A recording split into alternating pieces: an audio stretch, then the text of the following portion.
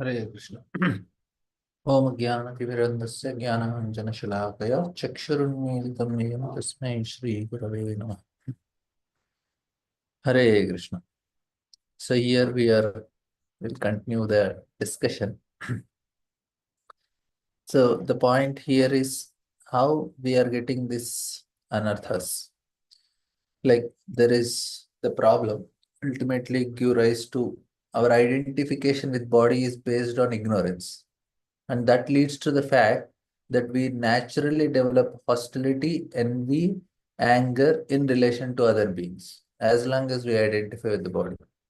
And this quality of matsarya, jealousy, rivalry for resources are our main enemy. It is said that a person has the six enemies. The six enemies starting with kama, krodha, lobha, mada, matsarya. And but out of this, most dangerous is the envy part. Under no circumstances then can we be in this mind. So this jealousy, envy, anger, in the end destroy in our heart the tendency to love. We have a tendency to love, a natural tendency, and this tendency is directly related to the bliss which we experience. So when we love someone, we get bliss. But what happens is this is actually Valentine's Day. Everybody has this relationship and bliss. But this envy, Matsarya, destroys the hope of this love and thus makes a person extremely unhappy. Like the Vedic society, it's a very civilized society, society of highest culture. In order to weaken this enemy, this Matsarya, and in the end, help us to completely defeat it, replacing uh, envy to love in the heart. Now, how this happens is this is the culture of respect. Initially, it cannot be love, but respect, it's an external manifestation of right attitude towards other living beings, and gradually eliminate or weaken this tendency in our heart, the matsarya, the envy, and allow us to realize spiritual practice. Because uh, because it manifests differently. In the end, it actually prevents a person from feeling the power of spiritual practice. Outwardly, a person is engaged in spiritual practice, but spiritual practice does not have a transformative effect on the heart. Therefore, it is so important to learn how to properly provide respect each and everyone. This is very important. Understand. Now, the fundamental principle is respect. The fundamental principle to overcome envy, anger, how this envy, it it is visible in different ways, which we have discussed also. Now, it starts with arrogance, a sense of superiority. I look at everyone a little down. And then what happens is there is Julius Caesar, Caesar. We want to actually always be on the top, first. I want to be the first. And even the second is no longer so interesting. Second position. Julius Caesar is a famous saying. It is said it is better to be first in your village than to be a second person in Rome. Because the second can no longer enjoy like the first one. Uh, from the childhood, we are told become the first. You should come first in the class, first in the school, first in everything. It is what is programmed nowadays. That's why everybody is in trouble. It is better, and it is said that because the second can no longer enjoy like the first, it is better to surround myself, create a certain environment where I'll be the first, and accordingly I will be able to fulfill my desires in this way. And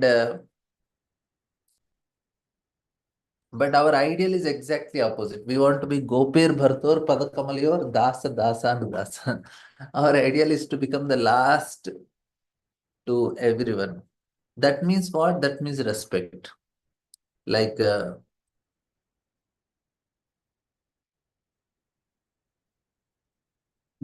like the fundamental things in the spiritual life is to know that I am inferior, even inferior to the worm in the stool also. Spiritual life is based on the fact that we see that others are superior to me. And this is absolutely, then we'll be free from offenses. If we don't have this, we'll definitely commit offenses. And that is the way to be happy, interestingly. Because if someone surpasses us, then he can give us something that we don't have. Say, if I am coming to you, I know you are superior to me, I can always get from you. So if I am treating everybody as superior, I'll get everything from everyone. And that is actually the correct attitudes towards all living beings. And that is actually what Kapildev is trying to explain. And we are seeing here practically exact opposite example is Daksha. You must respect all living beings, realizing that Krishna is there in the heart of all living entities. And the fundamental problem of people is we have only two problems. One problem is problem of death. We must inevitably die, and each of us understand this, and we try to solve this somehow. And like interesting ways people figure out to solve their problems. There is one big billionaire. He's investing millions of dollars in some kind of robotic in computers. What he's trying to do, whatever he is there in his brain, all the knowledge and all, he want to put in the robot, whatever robot he's creating in the computer. And he's feeling that, okay, if I die also, but this person remains. So it is me only who is remaining. That's what he feels. Anyway, the point what I want to tell is that, but the second problem is very important. The problem are related to each other. The problem is of alienation, the problem of loneliness. And because they contradict the very nature of the soul. Soul is conscious, it feels immortality. And here it is impossible for a soul to die.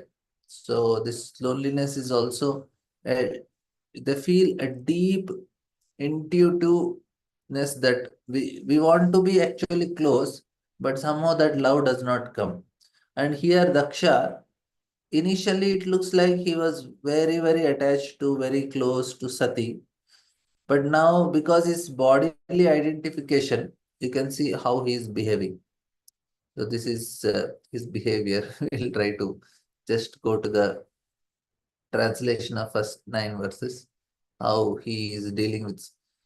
Lord Shiva was silent, and then Sati goes. Sati was forbidden. Therefore, Sati left her husband, Lord Shiva, who had given her half of his body due to affection. Breathing very heavily because of anger, she went to the house of her father. And then the disciples of Lord Shiva, they followed her. Now, from sixth slok also, when she reached her father's house, where the sacrifice was being. Now, Daksha was very attached to Sati, but because he's so much bodily identification, he lost that love for her. So it turned into, because there is envy, Matsara. Matsarata is there. So immediately it changes. That's why in this material world, this relationship cannot be taken very seriously. If somebody is saying, oh, I cannot leave this person, he is my heart, soul, this, that, and then if things go against your will, that person starts acting exactly opposite to your desires, and my heart, soul, everything will become my greatest enemy. This is reality. We are not tested for that. That's why we can show that no, it will never happen to me. See, in every person's horoscope, na, there is one planet called Ketu. Sorry, Rahu. As long as we have Rahu, we can know that we have these qualities of pride and no, all these negative qualities are there. It is happily represented by it. If some cases it is very strong, some cases weak. In a weak house, it will not manifest, but it will be there. That is for sure. So here and in the universal creation time, this is they are the original lords of the universe. All these people are the original people. They made the rules. They created the system. and they created, they made it good also, made some damages also. Here Daksha, Shiva's followers, they cursed, Daksha's followers, they cursed, and Daksha himself, he cursed. All these things, they created some damage in the creation, and there were some good things also they created. We should appreciate for both. We are there because of them only we are born. Whatever facilities we are getting, because of Prajapatis only. They are the original people. And they made some damage also because they are fighting at that time. So fighting started from the beginning of war only. Now here, Sati, she went, and when Sati and her followers reached the arena, because all people assembled were afraid of Daksha, none of them received her well. No one welcomed her but her mother and sisters, who were tears in their eyes with glad faces, welcomed her and talked with her very pleasingly. These are very subtle principles. This is very helpful for us to make very proper discrimination, and they will help us how to act in our life. And although she was received by her sisters, she did not reply to the words of reception. And although she was offered a seat and present, she did not accept because her father did not welcome. Present in the arena of sacrifice, Sati saw that there was no oblations. So this is where we have to start. Present in the arena of sacrifice, Sati saw that there was no oblations for her father, Lord Shiva. Next, she realized that not only that her father failed to invite Lord Shiva, but when she saw Shiva's exalted wife, Daksha did not receive her either. Thus she became greatly angry. So much so that she looked at her father as if she were going to burn him with her eyes. So this is the very, very typical mentality of people who are very bodily conscious. And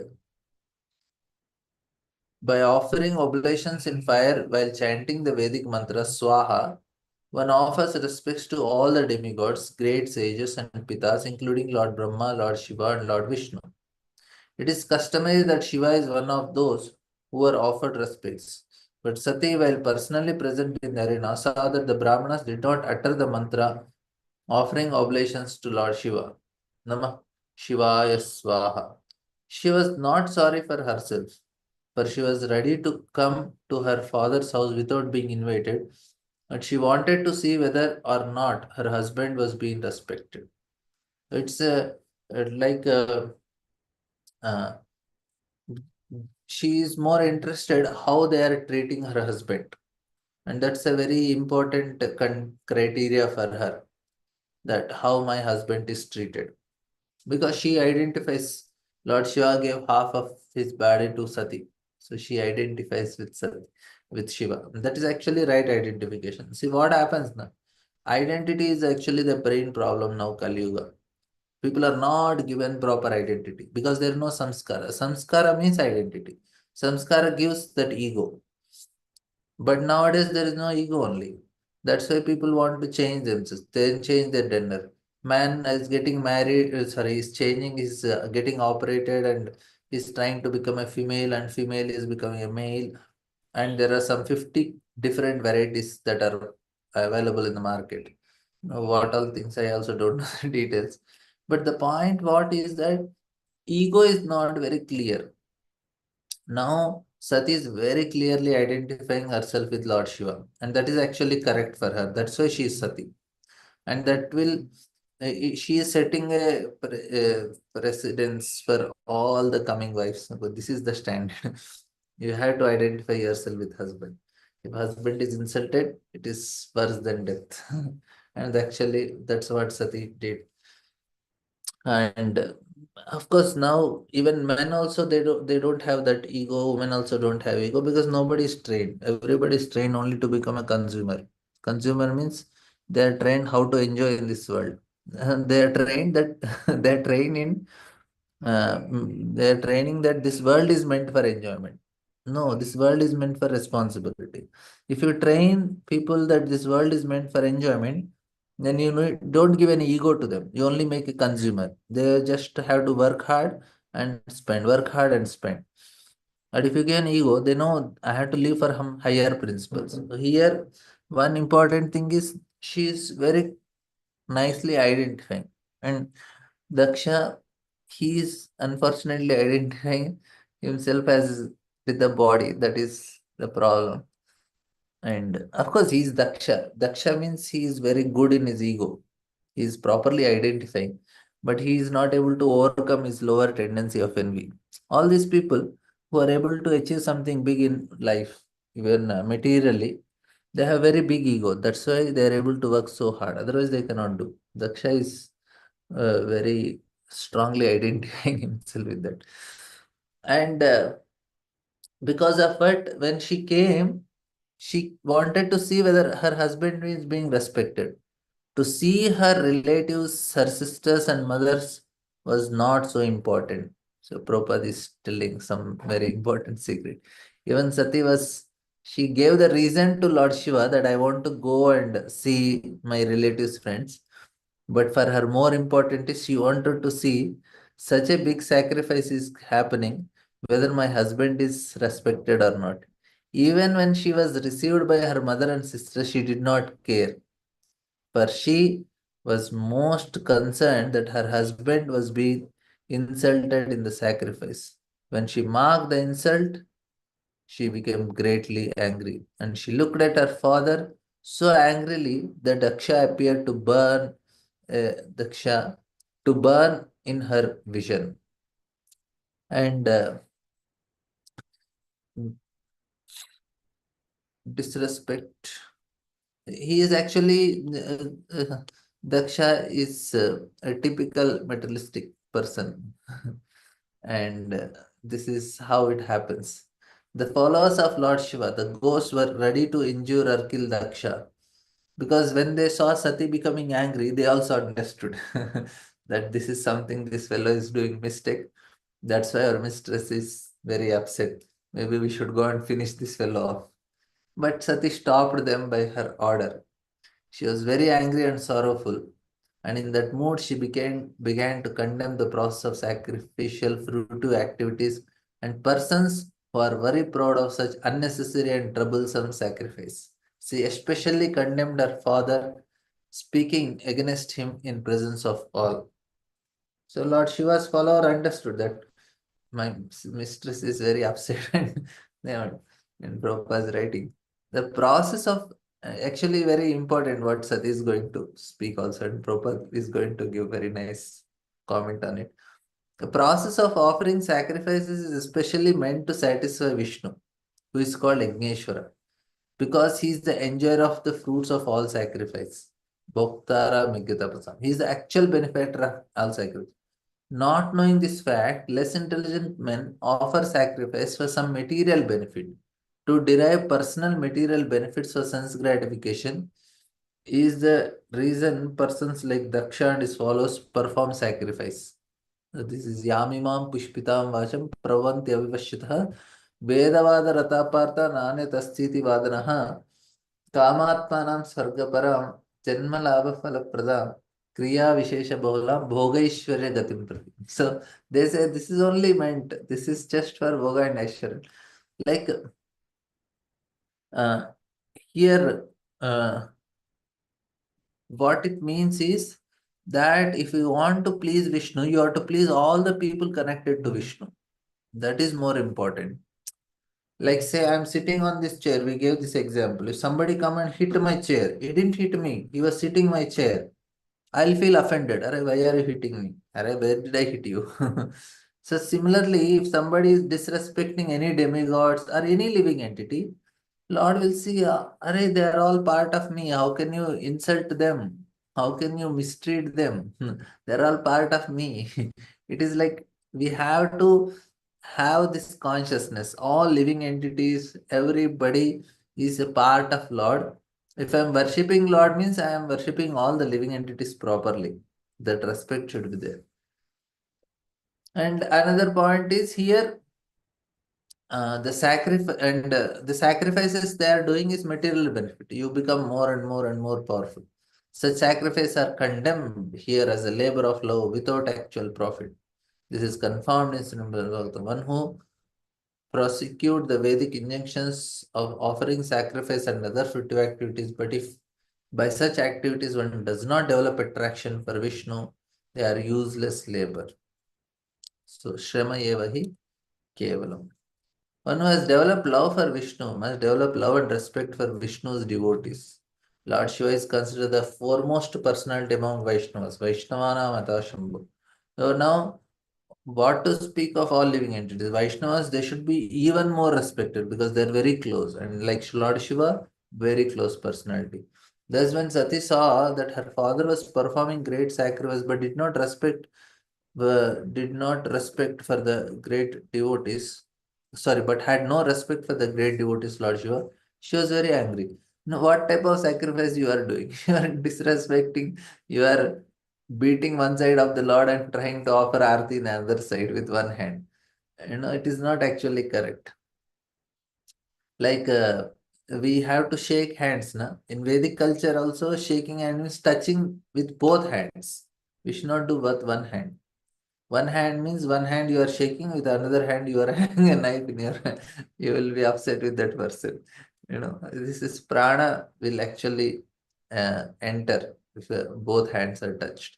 Like if we are offering flowers and after Mangalarti time and all, we give flowers to smell. So it should be taken in two hands.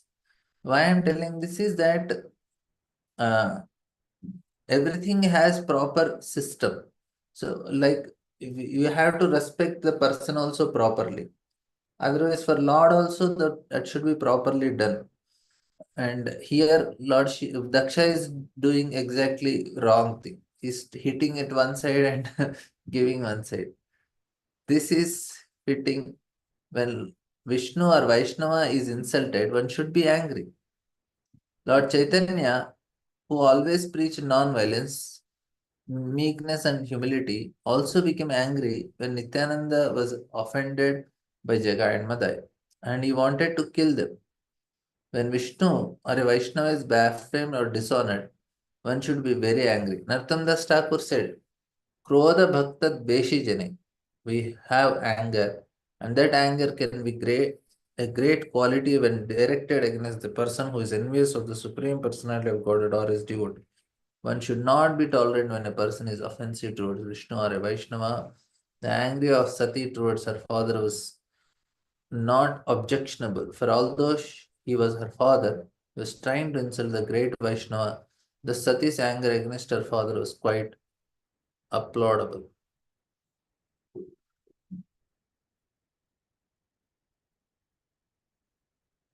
देव्युवाच न यस्य लोके अस्ति अतिशायनः प्रियस्तथा प्रियो देहभृतां प्रियात्मनः तस्मिन् समस्तात्मनि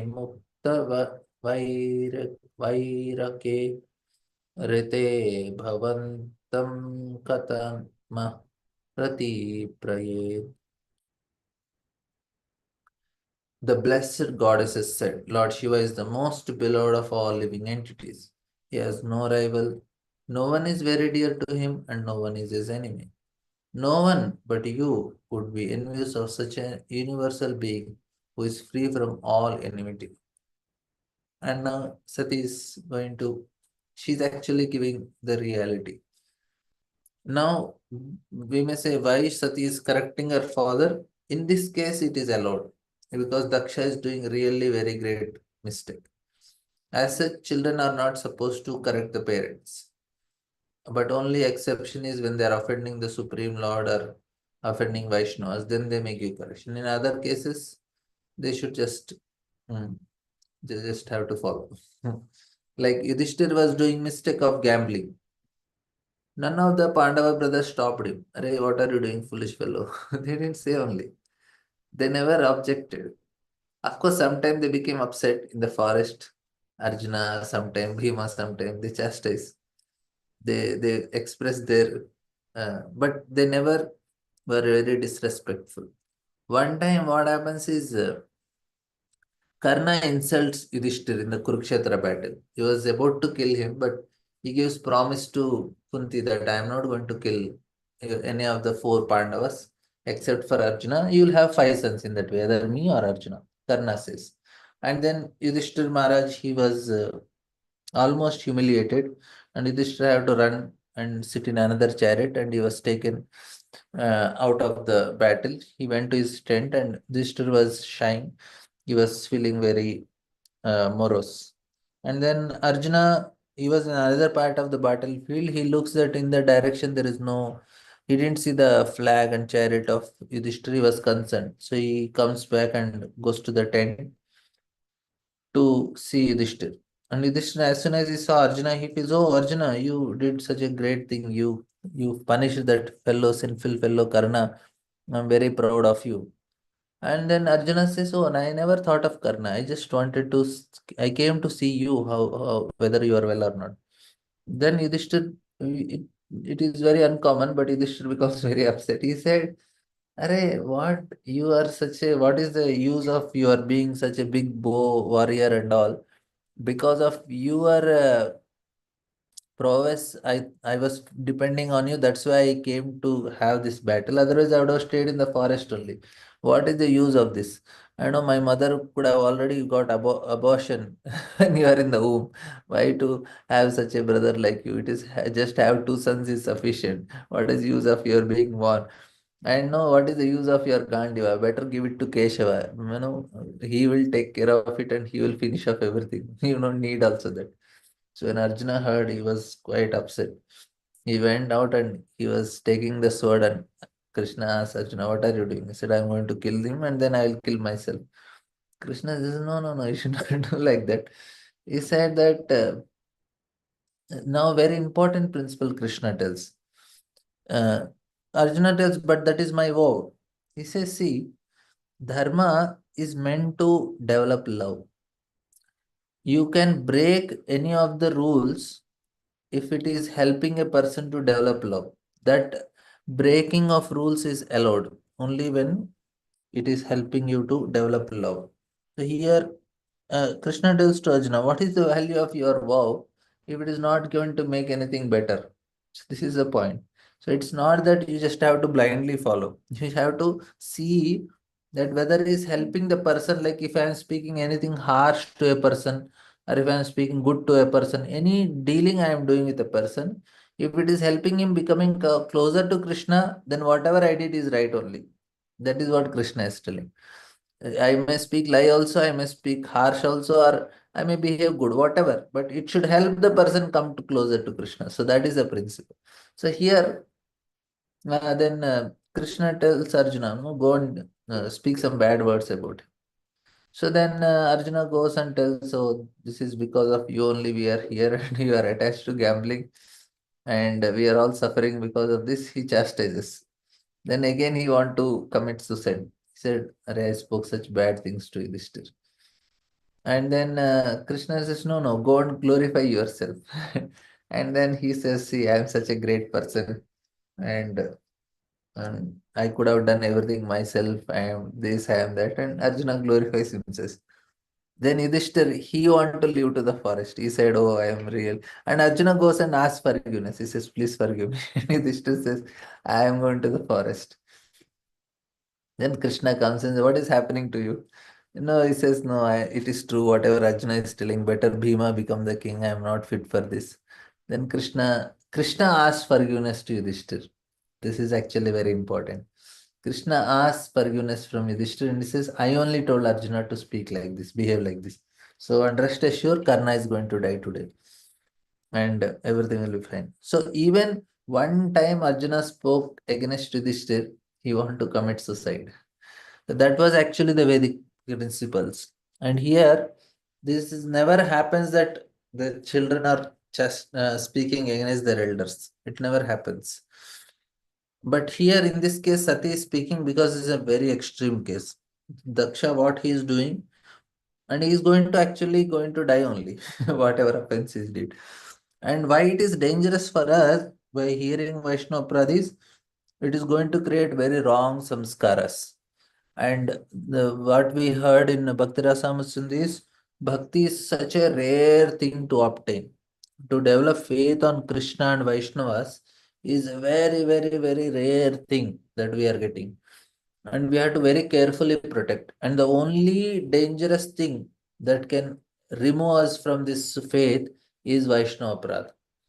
Any other things which we do, we can overcome. You may do any sinful activities, not a problem. Jagai mother did so much.